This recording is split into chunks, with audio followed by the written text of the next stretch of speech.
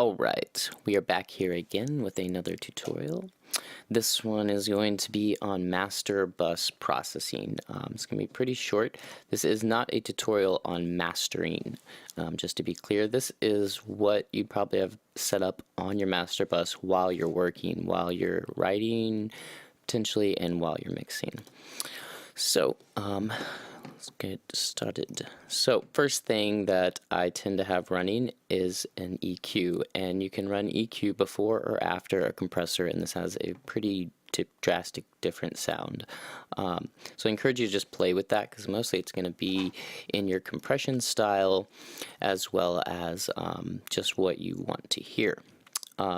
So a couple of tips here that I picked up sadly enough pretty recently.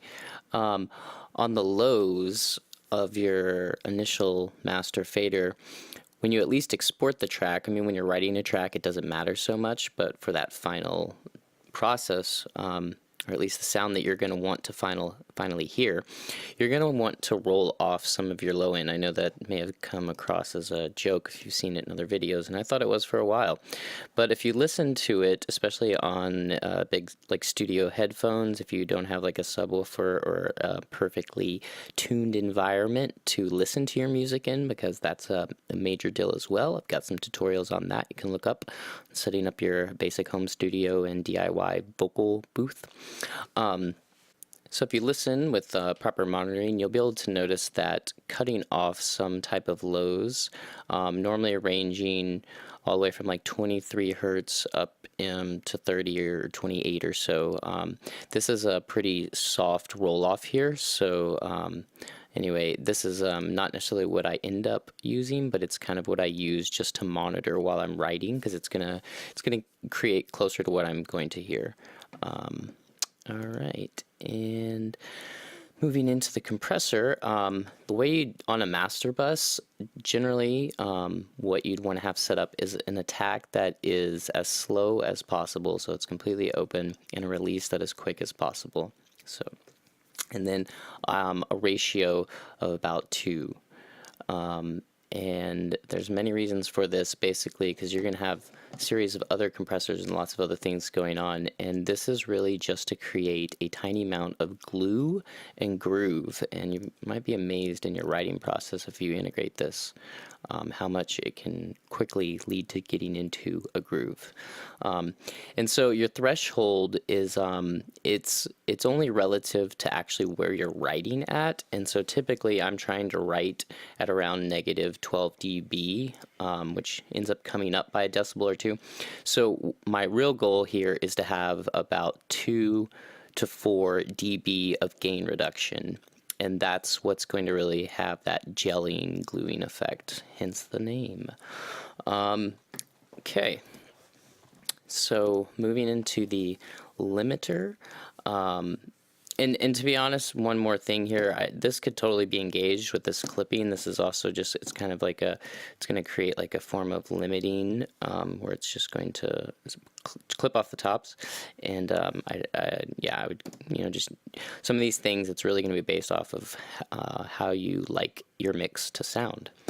So the limiter I've got set up in this particular scenario is mostly just to kind of save my speakers and ears, more so probably my speakers, in case I were to hit a loud sound in the browser or drop in a sample and forget to change the volume. This will cap off the volume and not like cause it to drive above 0 dB, which is only going to distort and turn into noise, but will still give off a frequency. And then I use the spectrum analyzer, and I use the actual setting in here. Let me show you. It's the slow average log, and the reason I use this is because, so what this is ultimately doing for you is it's showing you the frequency spectrum over time, obviously, of your track. And if you look down here, these are your low frequencies, and up here are your high frequencies. And you're trying to obtain within your mix a gradual, very gradual decline from roughly, let's just pull in I don't know if I have any reference tracks that won't be taken down for copyright issues at the moment. But I encourage you to look at other mixes, but roughly you're going to have like a starting point of somewhere around probably 30 to 40 hertz that will then slowly taper down, roughly starting to cut off around 10K. The newer music has a lot more high frequencies. If you listen back to older stuff, even just in the 90s, the roll-off point in especially the 80s and stuff, is a lot more sharper, 6K and 8K. So anyway, that's stuff that, if you just start looking at your own mixes over time, and then looking at other mixes as well, and start to just kind of see what it is that theirs are looking like, kind of start to see. And as your mixes get tighter too, you'll start to see what happens, and you'll audibly hear it, and then visually start to see it and kind of see what you're working towards through that deducing. One thing else, one other thing I want to include is that the reason I'm using this particular slow average log is because this is going to focus on showing me my frequency spectrum over the course of like an entire phrase, not so much showing me every single note within a bar that's poking out. And that is kind of more the goal I want on this particular, on the master bus, so I can see the whole thing over a long period of time and see like, okay, this area is constantly having to build up, this area has got a pretty big dip. And